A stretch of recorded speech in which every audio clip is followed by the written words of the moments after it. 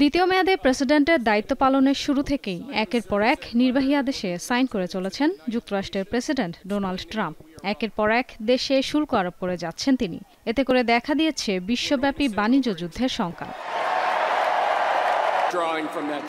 এবার তৃতীয় মেয়াদেও প্রেসিডেন্ট হওয়ার ইচ্ছে প্রকাশ করেছেন তিনি। বিষয়টি নিয়ে যে মজা করছেন না তাও জানিয়ে দিয়েছেন। তবে ট্রাম্প কি পারবেন তৃতীয় মেয়াদে যুক্তরাষ্ট্রের প্রেসিডেন্ট হতে?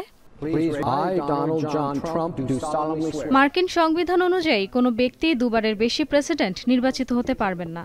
এক্ষেত্রে মার্কিন সংবিধান পরিবর্তন করতে হবে ট্রাম্পকে। আর সংবিধান পরিবর্তন করতে হলে সিনেট ও নিম্নকক্ষ প্রতিনিধি পরিষদের অনুমোদন সহ অঙ্গরাজ্যের সরকারগুলো থেকেও অনুমোদনের প্রয়োজন পড়বে তার।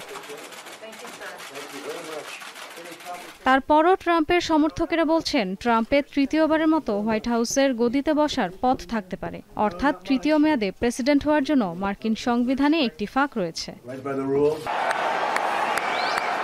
মার্কিন সংবিধানে বলা হয়েছে যে 2 মেয়াদের বেশি কেউ প্রেসিডেন্ট নির্বাচিত হতে পারবেন না। তবে শূন্য পদ পূরণের মাধ্যমে প্রেসিডেন্ট হওয়ার বিষয়ে কিছু বলা হয়নি।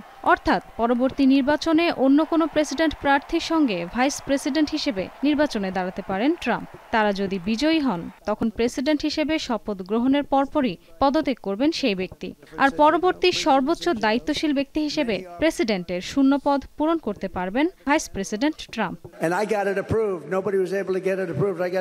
তবে এই পদ্ধতিতেও আদৌ প্রেসিডেন্ট হতে পারবেন কিনা ট্রাম্প সেই বিষয়েও সন্দেহ জানিয়েছেন বিশ্লেষকেরা।